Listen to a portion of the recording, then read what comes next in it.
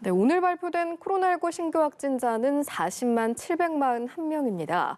정부는 오미크론 변이 유행이 정점을 향해 가고 있다면서 이번 정점이 코로나19 상황에서 마지막 위기가 될 수 있다고 전망했는데요. 코로나19 관련 자세한 상황들 김정기 고려대학교 약학대학 교수와 함께 짚어보도록 하겠습니다. 어서 오십시오. 안녕하세요. 네, 안녕하세요. 일단은 신규 확진자 지금 40만 명을 넘은 상황인데 현재 확산세 어떻게 진단을 하고 계십니까? 지금 방역당국에서 얘기하기로는 향후 일주일 정도의 정점에 도달할 거다 이렇게 예측을 하고 있는데요. 일단 최근의 경향성을 좀 봐야 되는데 한동안 더블링 현상을 매주 보이다가 그 뒤에 몇 주 동안은 또 뭐 전주 대비 1.5배, 뭐 1.2배 이런 식으로 감소세를 보였던 게 분명히 있거든요. 예. 그래서 이제 지난주까지만 해도 우리가 전망을 하되 지금 정점에 도달한 시에 거의 임박했다 이렇게 판단을 했는데 갑자기 지난주 토요일에 신규 확진자가 전날 대비 한 10만 명 정도가 늘었거든요. 그러니까 전날에 28만 명 수준이었는데 예. 토요일 날 38만 명 규모가 발생을 했습니다. 그러니까 이러한 부분들은 분명히 최근에 완화, 그러니까 감소세를 보이는 거에 굉장히 우리가 변수로 작용한 사례다 이렇게 볼 수가 있고요. 예. 그 원인으로 제가 보기에는 일단 지금 통계적으로 발표되고 있는 신규 확진자 규모보다 실제 감염자는 최소 2배 이상 훨씬 많다. 그렇기 때문에 일별 발표되는 신규 확진자는 해당 일에 검사에 참여하는 그 참여도에 따라서 지금 등락을 반복하고 있다라고 보는 게 더 맞을 것 같고요. 예. 그렇기 때문에 지금은 정점에 도달하는 시기에 임박했다라고 보기에는 다소 또 무리가 있지 않을까 개인적으로 생각을 하고 있습니다. 예. 그렇기 때문에 정부에서 예측하는 것처럼 향후 일주일에 정점에 도달할 가능성보다는 이보다 최소 1, 2주 더 뒤로 미뤄질 가능성이 상당히 높지 않나 이렇게 생각을 하고 있고요. 이미 정부에서 발표한 정점에서의 신규 확진자 규모 37만 명을 넘어섰거든요. 예. 그래서 정점에서의 신규 확진자 규모도 아무래도 훨씬 더 많을 것 같다. 그래서 50만 명에 육박하는 규모까지도 도달할 가능성이 충분히 있고요. 예. 일단 다음 주에 신규 확진자 규모는 평일 기준으로 한 45만 명 안팎에 이를 가능성도 배제할 수는 없거든요. 예. 그렇기 때문에 지금의 너무 낙관적인 어떤 경향성 자체가 우리 그 국민들이 이제 시행하시는 그런 방역 조치에 상당히 악영향을 미칠 가능성이 높지 않나 이런 생각을 가지고 있습니다. 예, 알겠습니다.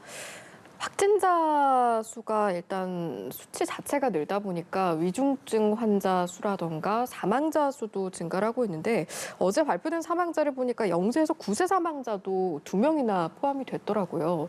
이 소아 사망자 증가 같은 경우에는 따로 이유를 분석할 수 있는 부분이 있을까요?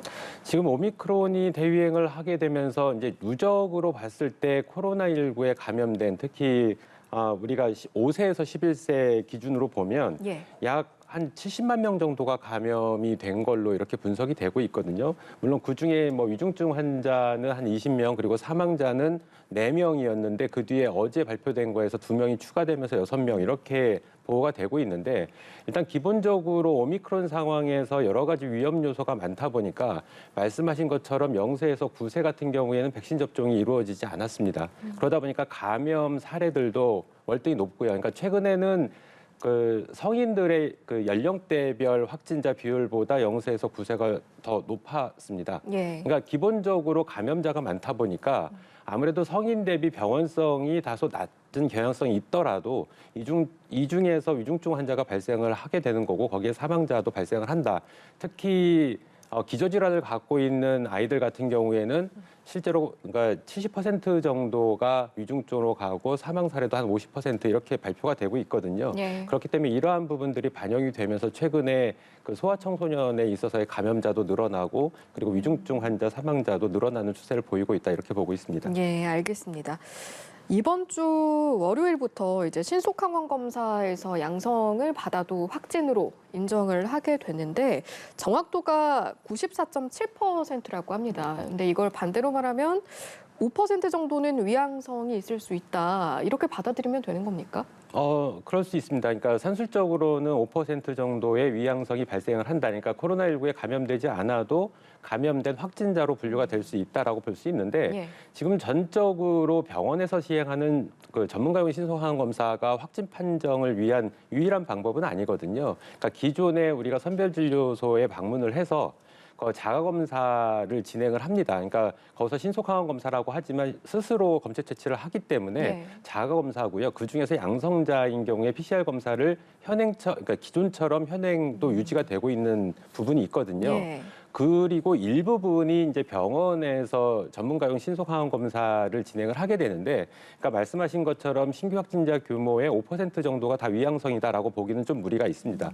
그러니까 선별진료소를 방문을 해서 검사를 받으시는 분들은 제외가 돼야 되기 때문에 그렇죠. 어쨌든 뭐 5% 안쪽으로 해서 분명히 위양성은 발생을 한다. 그래서 예. 지금 신규 확진자 규모보다 조금은 다소 낮은 경향성이 분명히 있을 거다라고는 보고 있습니다. 네, 이 부분도 좀 여쭤봐야겠는데요. 사실 어젯밤 9시 기준으로 신규 확진자가 44만 명 정도 집계가 됐다, 이런 기사들이 있어서 또 이제 많은 분들이 보고 놀라셨을 텐데, 실제로 발표된 수치를 보니까 어젯밤 대비 줄어든 수치였거든요. 네네. 이건 왜 이런 상황이 생긴 겁니까? 이 부분은 질병청에서도 발표를 했는데 이제 집계 오류가 발생한 부분이 있다라고 얘기를 하고 있습니다. 예. 지금 집계 시스템을 보면 각 지자체에서 확진자 현황을 그러니까 질병청에 보고하는 방식으로 해서 질병청에서 집계를 하게 되는데요. 예. 이 부분에 있어서 최근에 그러니까 진단검사, 그러니까 확진 판정 기준이 앞서도 말씀드린 것처럼 병원에서 시행하는 전문가용 신속항원 검사도 포함이 되다 보니까 이게 중복돼서 집계된 부분이 있다라고 볼 수가 있고요. 그리고 뭐 일정 부분은 채 반영이 안 된 부분도 분명히 있습니다. 그래서 예. 이 채 반영이 안 된 부분은 내일 발표되는 신규 확진자 규모에 산입을 하겠다라고 얘기를 하고 있는데, 어찌됐든 이 진단 시스템이 바뀌게 되면서 발생한 어떤 집계상의 오류가 분명히 있다라고 보시면 될 것 같습니다. 그러니까 병원에서 확진된 분들에 대한 명수를 보고를 했는데 이 부분이 지자체에서 중복으로 또 산입하는 부분이 있었거든요. 예. 그래서 그렇기 때문에 이런 오차가 발생하지 않았나 이렇게 생각을 하고 있습니다. 알겠습니다. 저희가 앞서 이제 정점 이야기를 했었습니다. 어느 정도 숫자가 정점일지 일단은 정부 예측한 것도 있었고 또 교수님께서 말씀해 주신 것도 있었는데, 인구수 비례로 확산했을 때 다른 나라와 좀 비교해 보면, 예를 들어 미국과 비교해 보면 그 정점을 예상치를 비교했을 때 2배에 달한다, 우리나라가. 그런 수치를 보인다고 합니다. 비교적 방역이 좀 잘 이루어지고 있다라고 이야기를 해왔는데, 이렇게 확진자 규모가 인구수 비례로 봤을 때 크게 보이는 이유는 무엇입니까? 해외 국가 대비 우리나라에서 신규 확진자 규모가 훨씬 더 커 보이는 이유 중에 하나는, 일단 뭐 대표적으로 미국이나 영국이나 프랑스나 이런 국가들이 제대로 그 진단 검사를 시행하지 않았다라고 볼 수가 있습니다. 그러니까 지금 오미크론이 확산을 하면서 그 정점에서의 규모가 이제 각국에서 보고가 된 바가 있고요. 예. 그리고 뭐 대표적인 일본 같은 경우에도 정점을 지났다라고 평가를 받고 있는데, 당시의 정점에서의 규모가 한 10만 명 정도밖에 안 됐거든요. 근데 이러한 차이가 나는 부분은 대표적으로 해외 국가들이 적극적으로 진단검사에 참여를 하지 않는다, 그리고 시행도 하지 않는다라고 볼 수가 있고요. 반면에 우리나라 같은 경우에는 국민들께서 굉장히 진단검사, 그러니까 마스크 착용 부분도 굉장히 참여율이 높았거든요. 근데 진단검사도 마찬가지다. 그러니까 진단검사를 굉장히 적극적으로 참여를 하시다 보니까 이러한 부분들이 집계상에 높은 수치를 반영을 한다라고 볼 수가 있고, 대표적인 예를 들면 독일 같은 경우에는 그래도 진단검사를 굉장히 잘하는 편 중에 하나거든요. 예. 최근에 그러니까 독일 같은 경우에 2월 중순에 정점을 지났다라고 그 당시에 평가를 받으면서 그때 신규 확진자 규모가 한 25만 명 규모 정도가 됐거든요. 근데 그 위에, 그러니까 최근에 3월 15일 엊그제 발표된 신규 확진자 규모가 72만 명 규모입니다. 예. 그러니까 굉장히 높거든요.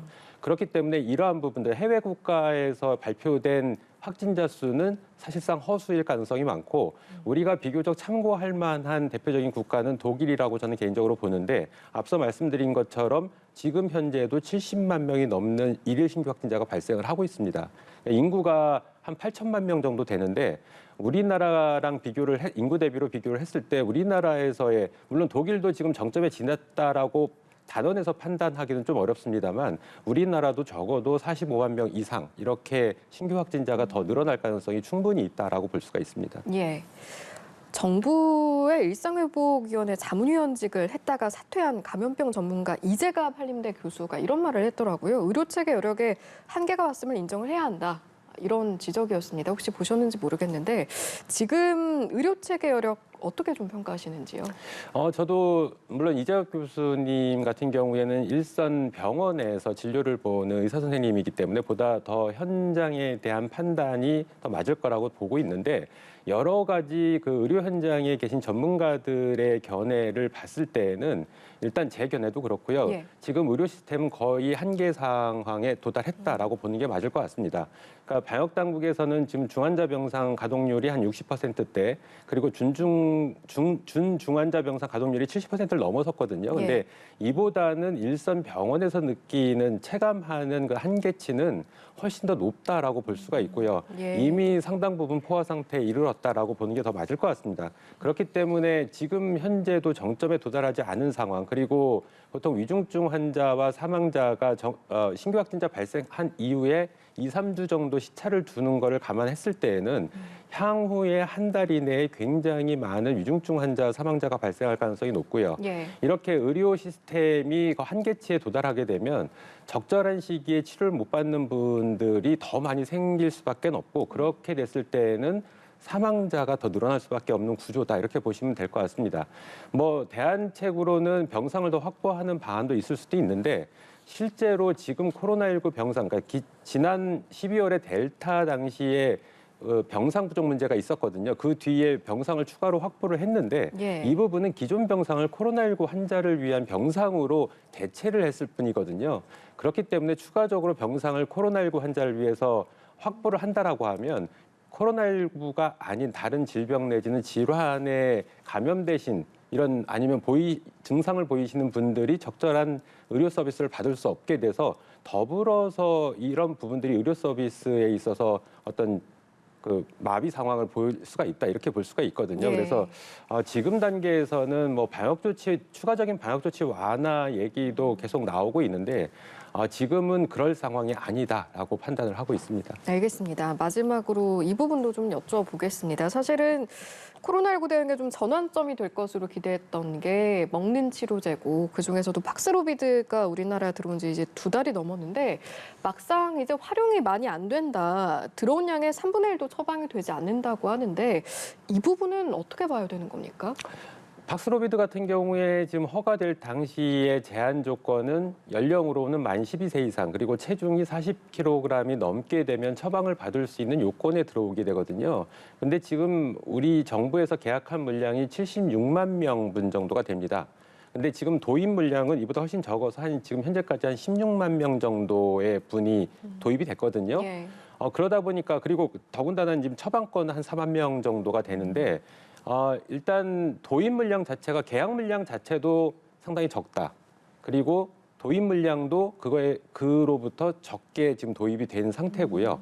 그렇기 때문에 계속 제한 조건이 추가적으로 발생을 한 겁니다. 그래서 예. 뭐 60세 이상으로 제한 조건을 걸거나 40, 50대 같은 경우에는 기저질환이 있거나 이런 조건이 있다 보니까 당연히 처방 건수는 훨씬 적을 수밖에 없다 이렇게 볼 수가 있고요. 실질적으로 팍스로비드가 경구용 치료제가 제대로 효과를 발휘하기 위해서는 조건에 맞는 분들이 다 처방을 받을 수 있게 되는데 지금 앞서도 말씀드린 것처럼 계약 물량 자체가 76만 명 정도밖에 안 되기 때문에 예. 이렇게 효율적으로 사용을 못하고 있다라고 볼 수가 있고요. 예. 왜 당시에 이렇게 적게 계약 물량이 있었느냐? 일단 예산 문제도 있을 수도 있고 그리고 신규 확진자 규모를 지금과 같이 이렇게 많은 사람들이 감염될 거라는 거를 채 판단을 못했다. 그래서 이러한 부분들 때문에 어쨌든 팍스로비드가 효과적으로 사용되지 않고 있다. 이렇게 보시면 될 것 같습니다. 예, 알겠습니다. 여기까지 듣고 마무리하겠습니다. 지금까지 김정기 고려대 약학대학 교수와 이 시간 함께했습니다. 고맙습니다. 감사합니다.